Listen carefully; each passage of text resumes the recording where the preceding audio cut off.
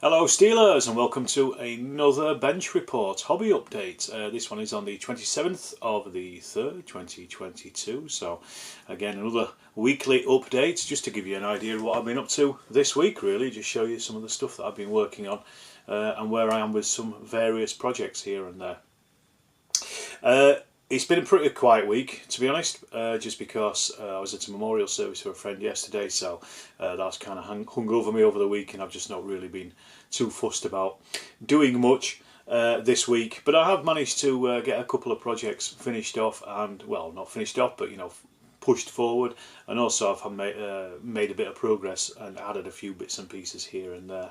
I'll just go through this and we'll see how long it takes. It might not be a particularly long video, this one, but you never know, we'll see. So first up really was the jungle terrain. I was waiting for the palm trees to come through for this. They arrived, I think it was very early in the week, and I was able to actually finish off the jungle terrain bases that I'd done. So these are extra ones to the ones that I'd already got. The ones mounted on CDs, these are just cut and mounted on corkboard. Again, terrain, there will be a tutorial on these coming at some point, so keep your eyes peeled for that. I might do some more. I've been thinking recently, particularly this morning, about doing some canopy trees, bigger trees for jungle, because obviously the Malayan jungle isn't just palm trees. There are palm trees in it, but it's not just palm trees. So I want some, thick jungle-like trees as well. So I'm kind of just looking at those, and I was looking at John Wisewolf Paints' Twitter feed, because he's done some really nice ones recently. They're worth checking out. So I'll put a link to his Twitter in the description, so you can go and check those out. He's been working on the Burma project, and I'm kind of I've got a lot of European style trees, but not many actual big jungle canopy style trees. So that might be something I'll look at in the future, I think. But right now, at the moment, I'm just finishing off the palm tree stuff. So it's kind of like that Wargamer jungle, really, where we all think that they're just made out of palm trees, when they're really not. There's very few palm trees in there. But that's just, just one of the it's one of the vagaries of wargaming, I guess, and we all it's a visual representation of it rather than the actual representation. I've also been speaking of the jungle, I've been revisiting my old jungle huts as well. I got these from Sarissa a long time ago, and they're lovely little kits. They're well worth the money. They're in their jungle range. These are the 15mm versions, but I think you can get them in all the ranges they do. 28mm, 20mm, a few others I think, and they're well worth the money. But I wanted to upgrade the roofs on them, because the roofs are just flat MDF blocks basically, and when I first got them I didn't really know what to do with them, so I didn't do anything with them. However, I went back and I got some embossed plasticard corrugated iron sheeting and cut that up into sheets and stuck that on. So this really just makes them pop a little bit, I think. There's a pigsty and there's not a pig, an animal sty, and a hut itself, and I think this just makes them pop a little bit. Really easy to paint. I just painted them in Vallejo's oily steel and then gave them a wash of Flory Washer's rust. These ones, one of them though, I've actually just put a little bit of leading across the top of the roof as well, just to bring it together, but I've not done them at this point where you can see them on the screen at the moment. So they were done. They were nicely done. They look a lot better than they did. Even just the addition of an extra roof. I was also inspired by, I can't remember his name, I think it might be Ian Dento again over on Twitter, who does some really nice ones. Again, I'll put a link to his Twitter in the, if it is Ian Dent or Ian Dunt, I can't remember his name off the top of my head, but I'll find him and I'll stick a link for his Twitter in the description down below, so you can see the jungle huts that he did, and absolutely inspired by those. Really good work. Also, I've painted up some more of the 3D houses that I've got as well. So I did a bit more work on one of the detached houses.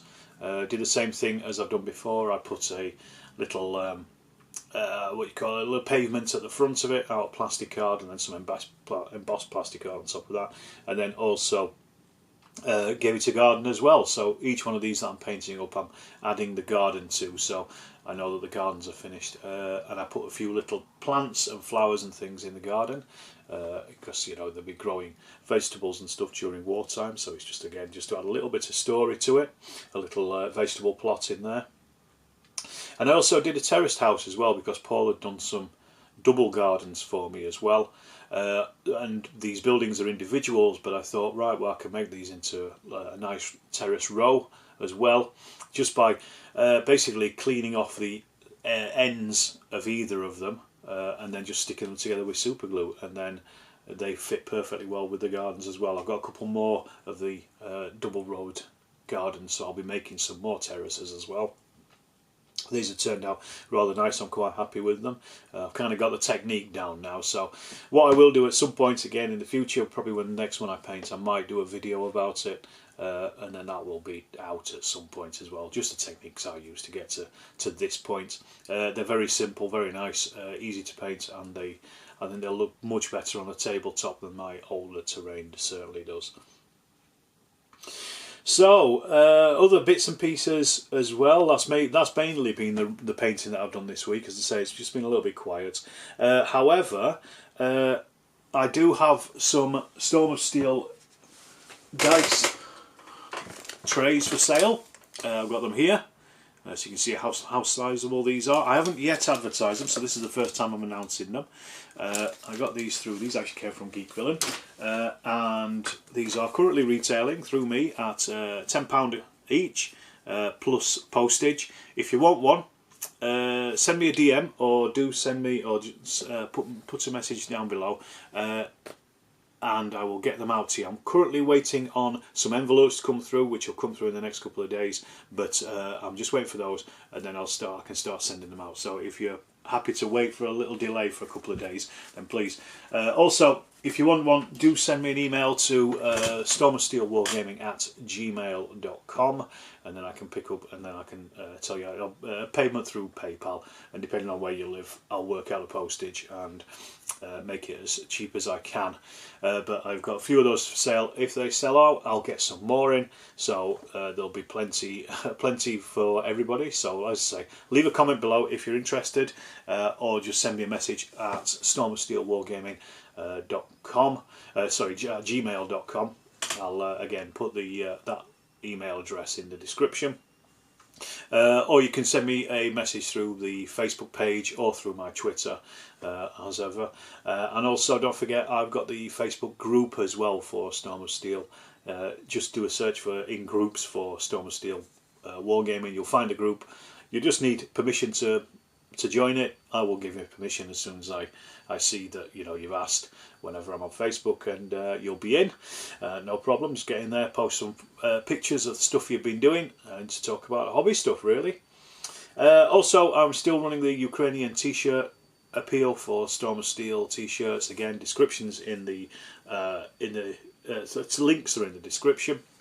Through Redbubble, I get about £2 or £3 for each of those t-shirts. If you want to buy one, all the profit that I make out of them, I've already made £20 worth of profit, which I turned into £40 and gave to the Ukrainian Red Cross last week, if you saw the video on that. So do check that out. As I say, all profit made on those I will match, and I will give to the Red Cross, and you will get yourself a nice t-shirt. We're all doing good. There's nothing wrong with that, is there? In other gaming news, we had a game of Samurai Battles, myself and Paul, over at the club on Thursday. I think it's a new Commanders and Colours game. I'm not sure how new it is. I'd have to check, but it's not one that I'd heard of before, so I'm assuming it's pretty new. I think he got it for Christmas and he'd not had a chance to play it yet, so we played a couple of games of that. Really enjoyed it. Very similar to a lot of the Commands and Colours games, and plays very similar. So if you played any of those games, like Memoir 44, the Napoleonics ones, the Great War, they're the three that I've played, and there's Ancients as well. There's plenty of Medieval. There's loads of them at this point, and there's even Space one, isn't there? Red Alerts. If you played any of those, you'll pick it up pretty quickly. But there's some really nice little bits and pieces in it, because being samurais, they get honor cards. What is it? It's something I can't remember. It's not strength and honor, but it's honor and glory or something like that. And you get these tokens. I like the HQ tokens in the Great War, but you lose them if you retreat, and you lose more of them if you retreat as a samurai. But you can also use them to boost attacks and things like that. So it's quite nice. Just a little addition in there, and you also get dragon cards, which are like the tactical cards in the combat cards in the Great War, and the tactical cards in Napoleonic versions. So there's some really nice little additions to the game itself, and all wrapped up in a box. And I think actually one of the best things about it is there is 40 scenarios in the rule book. That is great, because in most of the Commands and Colours you only maybe get, I say only, but probably get about 15 scenarios. But this to have 40 in it is really, really good. And again, just a different period, different way of playing the game, and good fun as well. Really enjoyed that. This afternoon I'm going to be playing a game of O Group with my mates Dean and Mark. It's the first one that they've played, so we're playing the introductory scenario of the attack, Sherwood Foresters' attack on Cristo in 1944 against the 12th SS. I'll be playing the defenders of the Germans, and they're going to be taking the attackers as they come in. Really nice little chance for me really to play O Group against somebody, because to be honest I don't think I have at this point. I've put on games for other people and I've played it solo. I've never actually played it against anybody, so I'm definitely looking forward to that. I was half thinking of maybe making a video out of it. I don't know yet. We'll see what the other two think, if they are up for me filming while we're playing. We'll see. It might just be, I might do similar to what Tim at the Napoleonic Wargaming channel does, and just film bits of it and talk about, just do updates and stuff as we go along and make it into like a shortish video. I'll see. I'll think about it, and I'll because the problem is halfway through a game I usually forget to start filming, so that's one of the problems. But we'll see anyway. And then look, finally I'm going to wrap up and say that obviously it was on Friday, it was the Caesars, the Little Wars TV Caesars, and it was excellent. I stayed up for it. It was very nice. I think they brought it forward by an hour, so I was able to catch it at midnight over here in the UK. I was nominated for Fan Favourite. I was also nominated in the After Action, the Quick Strike After Action report as well. Unfortunately, well, for my part, I didn't win either of them, but a massive congratulations to Martin over at Seventh Son for for winning the Fan Favourite. Well deserved. Really good channel. Well, go and check him out if you're not already subscribed. Go on, and you like the War of the Roses and medieval stuff. Go and check that out. Really good. So congratulations to Martin over there. I always, at this point, I feel a little bit always like always the bridesmaid, never the bride. Can we make it 100% 3 years in a row, get nominated next year and not win it again? We'll see. We might have to step it up. But that aside, it's not about the winning. It's about it's about the recognition as much as anything else. And massive thank you to everybody who did nominate me in either of those categories or any other categories that I didn't make it in. It is really, really, really appreciated, 100%. And as I said, I was just chuffed to be nominated. The winning is would be great, but it's not the be all and the end all. It's all about, as Ken said, the Yorkshire Wargamer, one of the winners of the podcast category. It's about the wargaming. It's not just about the winning. So that's I firmly stand behind that, and it is true, I think. And again, a great effort by Little Wars TV. It's really good video.